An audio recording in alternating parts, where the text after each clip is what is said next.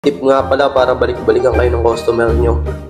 Pulidiuhin nyo yung gupit nyo para pag binigay nyo yung aso dun sa may-ari, matuwa. Tapos babalik-balikan kayo. Syempre, pulido yung gawa nyo. Good day mga agunting, another day, another dog, another gupitan na naman. Kaya tara, samahan nyo ako maggupit. Bago ang lahat, ako si Buboy, nagsisipag para sa pangarap. Ngayong araw nga ay gugupit ulit tayo ng Pomeranian. Ito nga pala si Coco, regular customer na rin namin. Palagi na to dito sa amin nagpapagupit. Ang gupit niya nga pala ay bilog.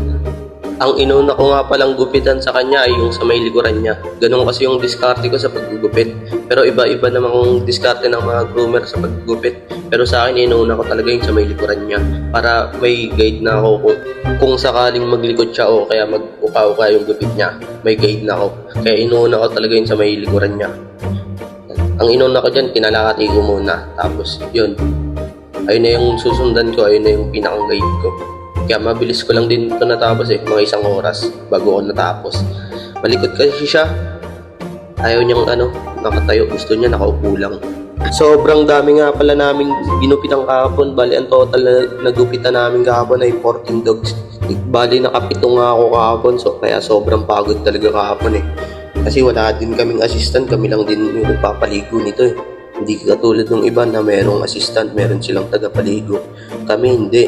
Kami na nagugupit, kami pa nagpapaligo. Kaya yun, sobrang pagod talaga pag maraming aso. Pero salamat pa rin kasi sobrang daming aso, sobrang dami din namin kinita syempre.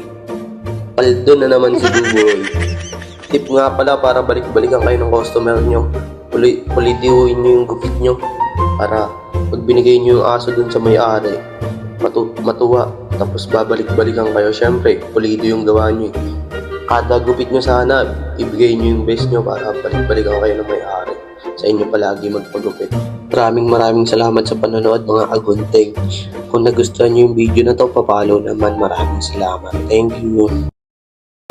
Ibalita sa lahat, palapag ang rockstar. Kadalala pagbayad para mag-angas lang. Test bounce, uuwi naman na masayang crowd. Why I'm doing this? Cause I wanna make my mom proud. That's business, pera kapalit pag gumalaw. Kung di mo alam, pare panoorin mo na lang. Sa isip pa kita takmo, kung kalakaran din pa ko